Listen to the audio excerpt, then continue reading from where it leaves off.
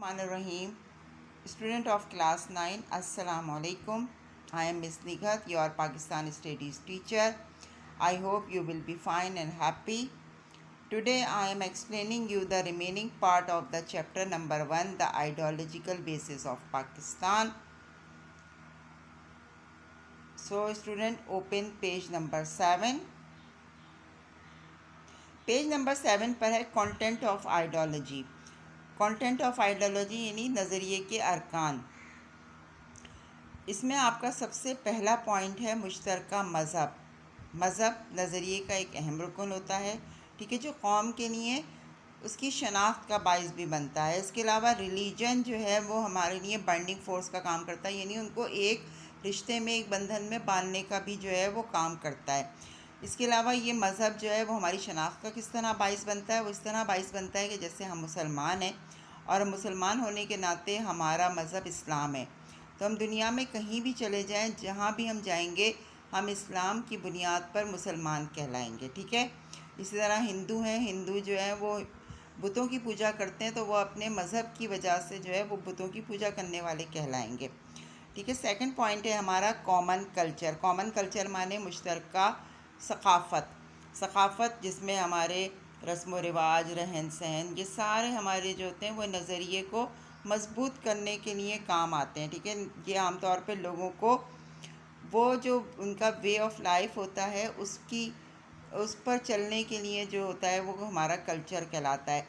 जिस जगह पर लोग रस्म व रिवाज एक जैसे होते हैं, वहाँ पर उनके लिए ये आसानी होती है कि वो एक दूसरे से अपने मसाइल जो हैं वो बयान कर सकते हैं, ठीक है, और वो एक दूसरे के दुख दर्द में शरीक होते हैं। अगर कभी वो रस्म व रिवाज पे कोई समझौता ना हो तो उसको तब्दील करने में भी उनको कोई मसला नहीं होता, उनमें किसी किस्म का कोई आपस में लड़ाई झगड़ा नहीं होता, ठीक है। इसके अलावा हमारा थर्ड पॉइंट है कॉमन कॉज, मुश्तरका मकसद। अगर किसी कौम का मकसद जो होता है वो एक दूसरे से मुख्तलिफ होता है तो वो कौमें जो हैं आमतौर पर ज़िल्लत और पस्ती का शिकार हो जाती हैं, ठीक है। लेकिन अगर कॉमन कॉज एक ही मकसद होता है तो उनको वो यूनाइट करने में मदद देता है, उनको एक प्लेटफॉर्म पर जमा करने में मदद देता है। जैसे कि पाकिस्तान हासिल करने के लिए जो था वो हमारा हम सबका एक ही मकसद था, तमाम मुसलमानों को एक अलहदा वतन हासिल करना, और हमें एक प्लेटफॉर्म पे जमा होकर हमने आखिरकार अपना मकसद हासिल कर लिया।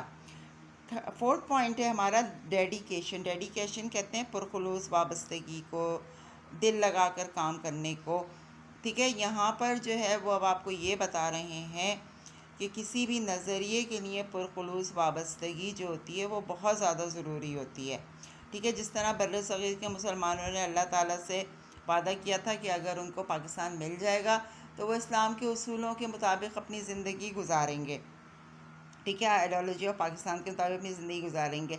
उनको एक स्टेट तो मिल गई, लेकिन हम अपना वो वादा जो था हमने जो अल्लाह ताला से किया था वो हम भूल चुके हैं। लेकिन हमने दिल लगी के साथ, अपनी बहुत मेहनत के साथ जो था वो हमने अब पाकिस्तान हासिल करने की कोशिश की और आखिरकार हम जो थे उसमें कामयाब हो गए, ठीक है। तो हमारे ये 4 पॉइंट्स हैं, common religion, common culture, common cause और डेडिकेशन, कंटेंट ऑफ आइडियोलॉजी के।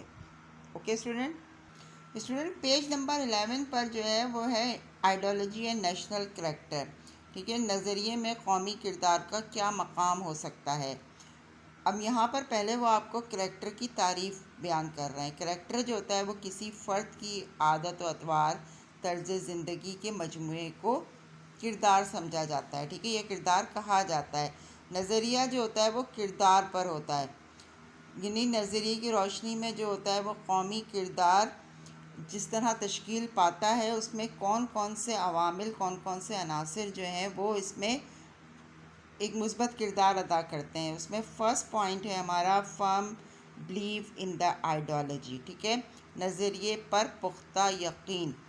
नज़रिए पर पुख्ता यकीन का मतलब है जब तक कोई शख्स अपने नज़रिए पर पुख्ता यकीन नहीं रखेगा उसका किरदार जो है वो कौमी जज्बे से आरी होगा, ठीक है। ऐसे शख्स के अमाल, अफ़ाल, उसके काम, उसकी बातें, वो सब जो होंगी वो कौमी मफाद के बरखिलाफ़ होंगी, क्योंकि उसको अपने नज़रिए पर किसी किस्म का कोई यकीन नहीं होगा, ठीक है। जिस तरह हम जो है वो अल्लाह ताला पे यकीन रखते हैं तो हमारा ایک یقین ہے کہ ہمیں اللہ تعالیٰ جو ہے وہ ہاں اللہ تعالیٰ کی ذات موجود ہے، ٹھیک ہے. تو ہم اسی سے اللہ تعالیٰ سے، اسی لیے ہم اللہ تعالیٰ سے جو کچھ ہمیں مانگنا ہوتا ہے ہم اللہ تعالیٰ سے مانگتے ہیں، کیونکہ ہمیں پتہ ہے کہ ہاں کوئی ذات اوپر موجود ہے، ٹھیک ہے. سیکنڈ ہمارا ہے کمنٹمنٹ. کمنٹمنٹ جو ہے وہ مطلب یہ ہے کہ وقف کر دینا اپنے آپ کو، یا اپنا کسی سے کمنٹمنٹ کرنا، یعنی کسی کو یہ کہنا کہ ہم جو ہے اس چیز کے لیے جو ہے وہ باعث بنیں گے، یا ہم اس چیز کے لیے جسے کہنا چاہیے اپنے آپ کو سپرد کر دیں گے، ٹھیک ہے. اب کمنٹمنٹ مین کا مطلب ہے ڈیووشن. وہ کہتے ہیں ڈیووشن یعنی بہت زیادہ توجہ سے کوئی کام کرنے کو ڈیووشن کہا جاتا ہے. اپنے آپ کو کسی مقصد کے حصول کے لیے ہم جو ہے وہ فرض شناسی کے ساتھ جو ہے وہ اپنے آپ کو وقف کر دیں اس کام کے لیے جو کہ قومی جذبے کے لیے ہو یا قومی مفاد میں ہو. کمنٹمنٹ مطلب ہوتا ہے ہم اپنے ملک سے جو ہے وہ وفاداری کا عہد کرتے ہیں کہ ہم اپنے ملک سے وفادار رہیں گے اور ہم کسی بھی قربانی سے دریغ نہیں کریں گے. تو یہ ہماری کمنٹمنٹ ہے اپنے ملک سے. اگر ہمارے ملک پہ کوئی برا وقت آئے گا تو ہم اس کی مدد کے لیے کھڑے ہو جائیں گے. یہ ہماری کمنٹمنٹ ہے اس ملک سے، ٹھیک ہے، اپنے ملک سے. جیسا کہ ہم نے 1965 کی جنگ میں جو تھا وہ ہم سب مل کر ایک چٹان کی طرح کھڑے ہو گئے تھے. تو اس کا کیا نتیجہ نکلا تھا؟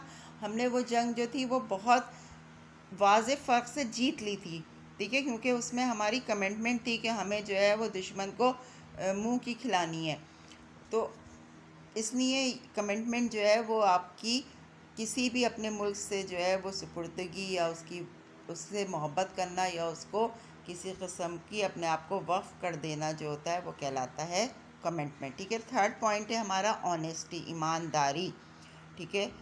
ایمانداری کا مطلب یہ ہے کہ ہم جو ہے وہ اپنے آپ کو جو بھی اپنے ملک کے لیے اپنی زندگی جو گزاریں اپنے ملک کے لیے وہ دیانتداری سے کام کریں، ٹھیک ہے. اپنی زندگی میں جو ہے ایمانداری کو شامل کر دیں، کیونکہ جن معاشرے میں ایمانداری ہوتی ہے وہ معاشرہ جو ہے وہ ترقی کرتا ہے. اس معاشرے میں جو ہوتی ہے وہ برائیاں کم ہو جاتی ہیں ایمانداری ہونے کی وجہ سے، ٹھیک ہے. اور وہ جو ملک ہے پھر وہ ظاہر ترقی کی راہ پر چلتا ہے، کیونکہ اس کے لوگ جو ہوتے ہیں وہ اپنے عمل سے اپنے الفاظ سے جو ہے وہ ایمانداری، ان کے ہر چیز سے ایمانداری ظاہر ہوتی ہے، ٹھیک ہے. فورتھ پوائنٹ ہے ہمارا پیٹریوٹزم. پیٹریوٹزم مین حب الوطنی. اپنے ظاہر جو بھی شخص اپنے ملک میں رہتا ہے اس کو اپنے ملک سے جو ہوتی ہے وہ محبت ہوتی ہے، اور یہی جذبہ جو ہے وہ حب الوطنی کہلاتا ہے. لوگ اپنے وطن سے محبت اس لیے کرتے ہیں کیونکہ وہ وہاں پر رہتے ہیں، اس ملک کے لوگوں سے ان کا رشتہ ہوتا ہے، تعلق ہوتا ہے. اس بنیاد پر جو ہے وہ اس کو وہ تعلق جو ان کا ہوتا ہے اس کی وجہ سے وہ جو ہے اپنے آپ کو اس ملک کے لیے وقف کر دیتے ہیں، اس ملک کے لیے جو ہے وہ محبت کے جذبات کر دیتے ہیں. جیسے کہ ہم نے جو تھا وہ اپنے ملک کے لیے ہم نے آزادی حاصل کی تھی، یہ فریڈم ہم نے حاصل کی اپنے ملک کے لیے. تو ہم نے جو تھا کیونکہ ہمیں محبت تھی کہ ہم چاہتے تھے کہ ہم ایک ایسے ملک میں رہیں جہاں پر ہمیں کسی قسم کی کوئی روک ٹوک نہ ہو، ہمیں ایسا ملک حاصل ہو جس میں کوئی دوسرا باہر کا آدمی ہمارے معاملات میں دخل اندازی نہ کرے.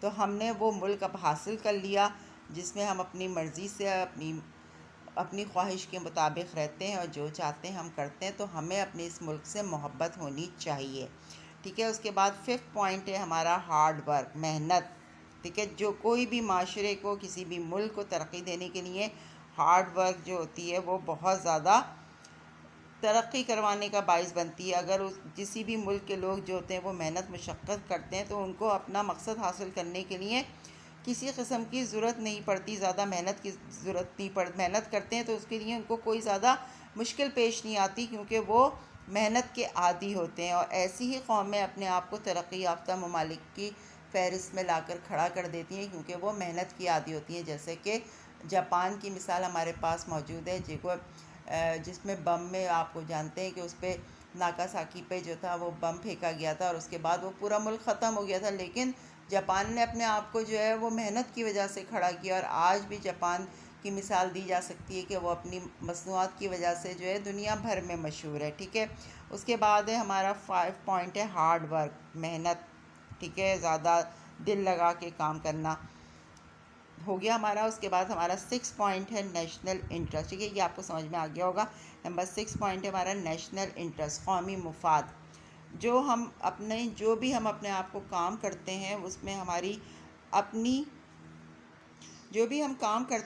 میں ہمارا قومی مفاد کو پہلے ہم رکھتے ہیں، اپنے ذاتی مفاد کو جو ہے وہ ہم بعد میں رکھتے ہیں، کہ ہم سوچتے ہیں کہ ہم یہ کام جو کر رہے ہیں اس سے ہمارے ملک کو کتنا فائدہ ہوگا، اور جب ہمارے اندر یہ سوچ آ جاتی ہے تو ہمارا ملک جو ہے وہ ترقی کی راہ پر چل پڑتا ہے۔ اس میں کسی قسم کی ہمیں جتنے یہ ہم نے اوپر پوائنٹس جو ہم نے لکھے ہیں، ہارڈ ورک ہوتا ہے، پیٹریوٹزم ہوتا ہے، آنیسٹی ہوتی ہے، یہ سارے اس کے اندر ہمارے پاس آ جاتے ہیں۔ جب ہم نیشنل انٹرسٹ کی بات کرتے ہیں، ہم اس کے اندر پھر ہم محنت سے بھی کام کرتے ہیں، ہمیں جذبہ حب الوطنی بھی ہوتا ہے، ہمیں ایمانداری بھی آ جاتی ہے، کیونکہ ہم ملک کا سوچتے ہیں، اپنا نہیں سوچتے انڈیویجولی کہ ہم جو کریں گے ہمیں اس سے کتنا فائدہ ہوگا۔ اور جب اس طرح کی ہماری سوچ ہو جاتی ہے تو وہ ملک جو ہے وہ ترقی کی راہ پر چل پڑتا ہے، اس کو کوئی نہیں روک سکتا کہ وہ زیادہ سے زیادہ ترقی کرے، اور پھر نہ ہی وہ لوگ کمپرومائز کرتے ہیں کسی بھی بات پر، کیونکہ ان کو اپنے ملک کا مفاد جو ہوتا ہے وہ عزیز ہوتا ہے، تو وہ اس پر کسی بھی قسم کو قومی مفاد، ذاتی مفاد کی جگہ وہ قومی مفاد کی بات کرتے ہیں ہمیشہ۔ ٹھیک ہے، یہ ہمارے 6 پوائنٹس تھے جو کہ آپ کو یقیناً سمجھ میں آ گئے ہوں گے۔ اب آئیے پیج نمبر 5 پر۔ ٹھیک ہے، یہاں ہے اسلامک سوسائٹی۔ اسلامک سوسائٹی جو ہے وہ یونیک سوسائٹی کہلائی جاتی ہے اپنے اصولوں کی بنیاد پر۔ ٹھیک ہے، ہم جانتے ہیں کہ ہماری سوسائٹی وہ سوسائٹی ہے جس میں ہم ہر ایک آپ جانتے ہیں حضور اکرم صلی اللہ علیہ وآلہ وسلم نے، اس کے علاوہ جتنے ہمارے چار خلفائے راشدین جو آئے، انہوں نے بھی ہمیں جو درس دیا وہ اس کا درس دیا کہ ایمانداری کے ساتھ، قومی جذبے کے ساتھ اور خدمت کے ساتھ جو ہے وہ انہوں نے جو تھا وہ اپنی ریاست قائم کی۔ ٹھیک ہے، اسلامک سوسائٹی جو تھا انہوں نے ہمیں کر کے دکھایا کہ اسلامک سوسائٹی کیا ہوتی ہے۔ تو اسلامک سوسائٹی وہ ہوتی ہے جن پہ ہم قرآن اور سنت کے مطابق جو ہے وہ عمل کرتے ہیں، اس میں کسی قسم کی کسی سے کوئی زیادتی نہیں ہو سکتی، انصاف پر مبنی ہوتی ہے وہ۔ اس میں یہ نہیں ہوتا کہ کوئی امیر ہے تو امیر کو جو ہے وہ چھوڑ دیا جائے کیونکہ یہ امیر ہے، اور غریب ہے تو غریب کو جو ہے وہ سزا دی جائے کیونکہ یہ غریب ہے، یہ ہمارا کچھ بگاڑ نہیں سکتا۔ تو جو اسلامک سوسائٹی ہوتی ہے وہ ہر ایک کو برابر رکھتی ہے، اس میں کوئی ڈسٹنکشن نہیں ہوتی، کسی قسم کی کوئی تفریق نہیں ہوتی، نہ رنگ و نسل کی ہوتی ہے، نہ ذات کی ہوتی ہے، نہ پات کی ہوتی ہے، کسی قسم کی کوئی تفریق نہیں ہوتی۔ اور اس کا بہترین مثال جو تھی، میں نے آپ سے کہا، ہمارے 4 خلفائے راشدین جو تھے انہوں نے وہ اپنی حکومت قائم کر کے دکھائی انہوں نے، جس میں کسی قسم کی کوئی تفریق نہیں رکھی انہوں نے۔ تو ہماری اسلامک سوسائٹی جو ہوتی ہے اس لحاظ سے یونیک سوسائٹی ہے۔ اگر دوسری سوسائٹیز کے مقابلے میں اس کا ہم جائزہ لیں تو ہماری جو یہ سوسائٹی ہے اپنی تھیوریز کی وجہ سے، اپنے نظریے کی بنیاد پر جو ہے یہ زیادہ بہترین مانی جاتی ہے، کیونکہ اس کے اندر قرآن و سنت کے مطابق عمل کیا جاتا ہے، اور آپ جانتے ہیں جو چیز قرآن و سنت کے مطابق ہوتی ہے اس میں کسی قسم کی کسی سے کوئی زیادتی نہیں ہو سکتی۔ اس کے قانون بھی جو ہوتے ہیں وہ تمام کے تمام جو ہوتے ہیں وہ ہوتے ہیں جس میں کسی سے بے انصافی نہ آئے، کسی کے اندر سب کو انصاف ملے۔ ٹھیک ہے، یہاں پر اسٹوڈنٹ میں نے آپ کو جو تھا وہ سیکنڈ اسائنمنٹ جو ہمارا تھا اس کے یہ 3 کوشچنس تھے۔ Write any 4 sentences about content of ideology۔ Second question تھا the role of ideology in building national character۔ ٹھیک ہے، ان 4 lines ہمیں لکھنی ہے، اور یہی اس کے بعد ہمارا دوسرا جو تھا وہ کوشچن نمبر 3 تھا right 4 sentences on Islamic society۔